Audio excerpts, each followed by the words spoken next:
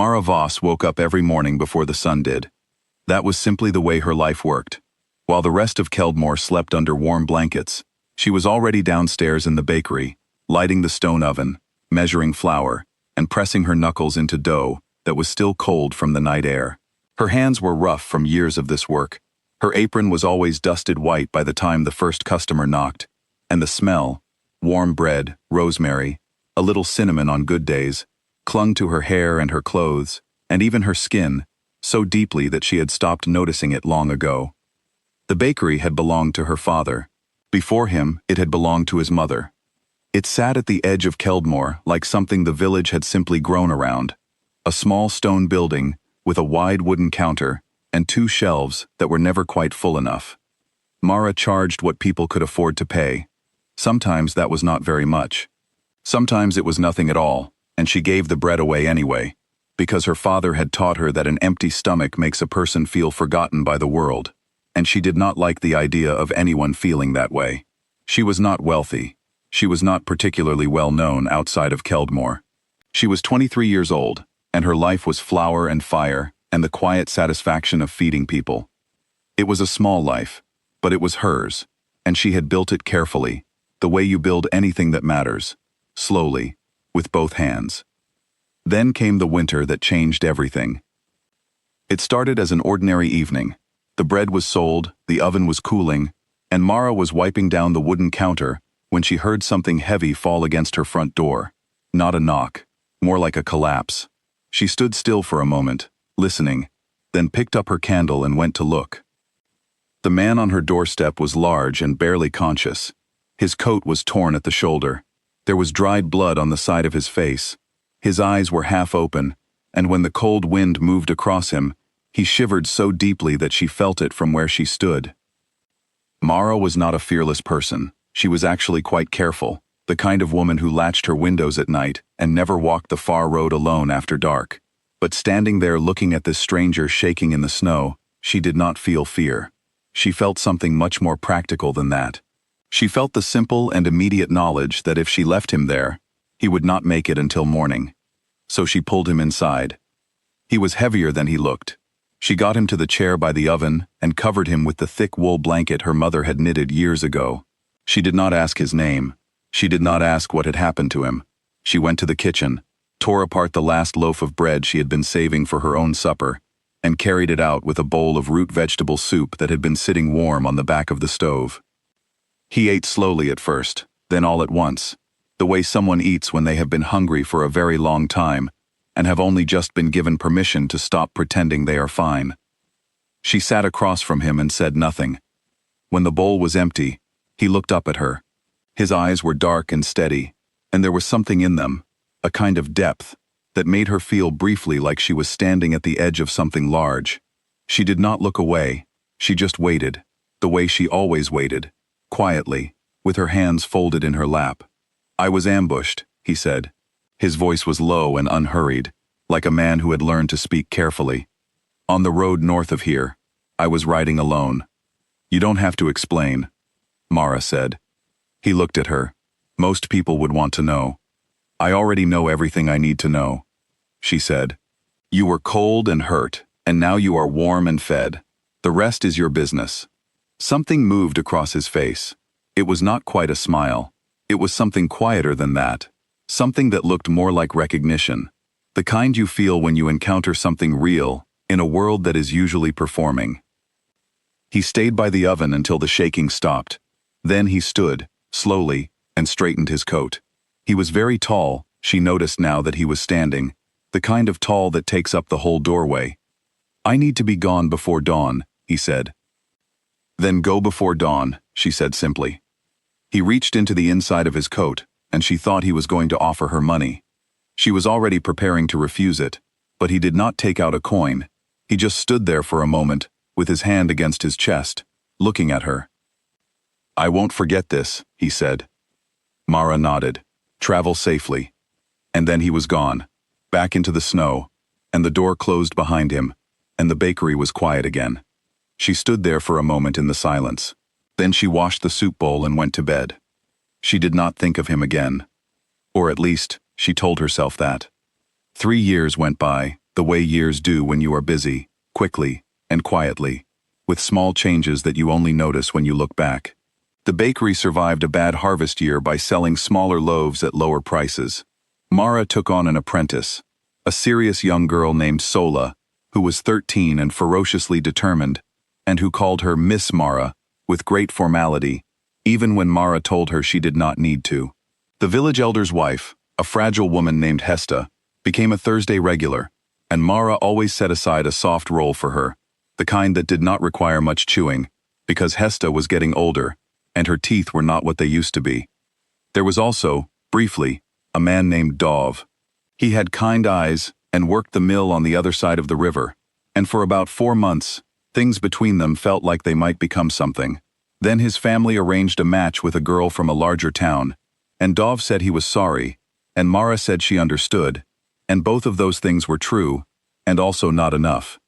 She kept baking. She was not unhappy, that is important to say. She was not sitting in her bakery every night staring out the window and waiting for something to change.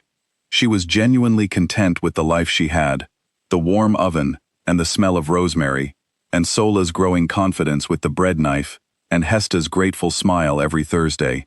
She had made her peace with being someone the world passed by without stopping, which is why she was completely unprepared for the Tuesday morning, when 3 royal carriages rolled into Keldmore and stopped directly in front of her bakery. She heard the noise from inside, wheels on cobblestone, the particular sound of horses being pulled to a stop. She wiped her hands on her apron and looked out the small window above the counter and saw the carriages, black with gold trim, each one larger than her entire kitchen, and the dozen guards in formal coats standing at attention on either side of the road. Sola appeared at her elbow. "Miss Mara," the girl whispered. "That is a royal crest."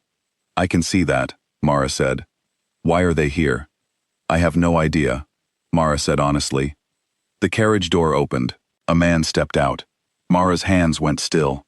She knew him immediately, even though 3 years had passed and he was dressed now in black and gold, instead of a torn and bloodied coat. She knew the way he stood. She knew the width of his shoulders. She knew the particular steadiness of his dark eyes. She did not know, until this moment, that he was the king. He walked toward the bakery door with the easy authority of someone who had never once in his life needed to wonder if he was welcome somewhere. The village elder, who had rushed out of his house at the sound of the carriages, fell to his knees on the road. Several other villagers did the same. Sola grabbed Mara's arm. Mara did not kneel. She was too surprised to move at all. He stepped through the door and stopped. He closed his eyes, just briefly, and she watched him breathe. A long, slow breath, like a man who has been looking for something for a long time and has finally found it exactly where he hoped it would be.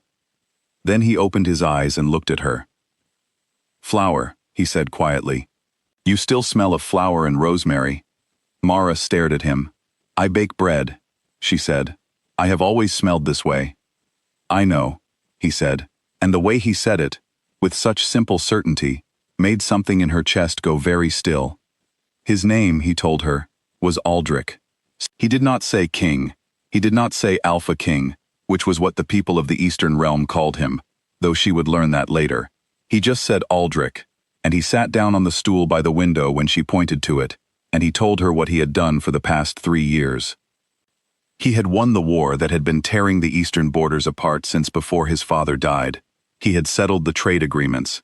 He had rebuilt the roads and restaffed the councils, and done the long and grinding work of holding a kingdom together with both hands. And when it was finally quiet, when he finally had a morning where there was no fire to put out, and no crisis demanding his attention, he had sat in his study and thought, with unexpected clarity, about a bakery at the edge of the world. He had thought about a woman who had not asked him a single question, who had given him her last loaf of bread without hesitation, and looked at him with calm, practical eyes, and said, "The rest is your business." He had started looking. His advisors had not understood why. He could not fully explain it himself. He knew only the smell, flour and rosemary, and the color of her eyes, and the particular way she had folded her hands in her lap while he ate, patient as stone. 16 villages in 6 weeks. He had walked into 16 bakeries in 6 weeks, and found nothing that matched what he was looking for. And then his carriage had passed through the edge of Keldmore on the northern road, and he had told his driver to stop. Mara listened to all of this without speaking. When he finished, she was quiet for a long moment. "That," she finally said, "is a very foolish way to spend 6 weeks." He looked at her with something that might have been the beginning of a smile. "Probably," he agreed. "You could have sent a letter," she said. "I didn't know your name. You could have described the bakery. There are a great many bakeries in the Eastern Realm." She thought about this. She looked at her hands, still white with flour. She thought about her father, who used to say that bread given freely always comes back doubled, and she had always taken that to mean that generosity makes a good reputation, which brings more customers, which is a practical kind of return. She had never imagined he might have meant something like this. He stayed in Keldmore for 3 days. Every morning he came to the bakery before it opened, and sat on the stool by the window and watched her work. He did not try to help. He did not get in the way. He just sat there in the early morning light with his elbows on his knees and watched her move through the familiar routine of her work, the weighing, the kneading, the shaping, the patient waiting by the oven, and he looked at her the way that made her feel, for the first time in her life, like being ordinary was the most extraordinary thing she had ever done. They talked about the kingdom and about Keldmore, about the war and about the bad harvest year, about his general who had betrayed him that winter night, and about the man named Dove who had chosen someone else. They talked about her father and about his mother, who had died when he was young. They talked about small things, the best kind of wood for a bread oven, whether rosemary or thyme was more useful to grow if you only had space for one herb. By the second evening, they were no longer a king and a baker sitting in a room together. They were just 2 people who had somehow found a very easy way of being in the same space. On the 3rd morning, he made her an offer. He said it carefully, the way he seemed to say most things, clearly, and without unnecessary decoration.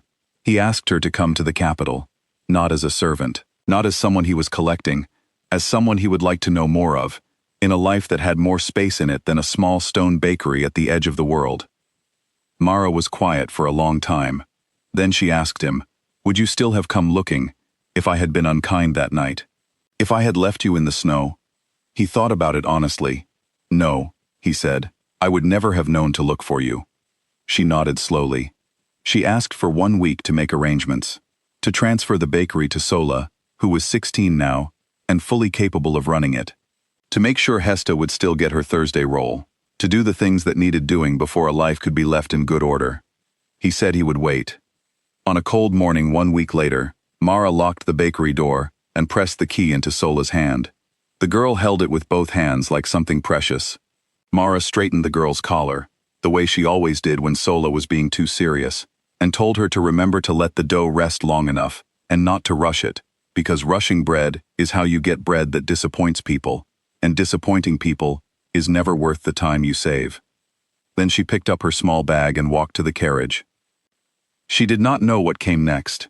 She did not know what the capital looked like, or whether she would feel out of place there, or whether what was growing between her and a king who had spent 6 weeks following the memory of a smell was love exactly, or something that was still becoming love, or something else entirely that did not yet have a name. She knew only what she had always known, that you feed people when they are hungry, that you give what you have without keeping account of it, and that the world, in its slow and quiet way, pays attention to more than you think. The carriage moved. Keldmore grew small behind her. She did not look back for long. There was no need to. Everything she had built there was still standing, still warm, still fed. She faced forward, and she let the road take her somewhere new.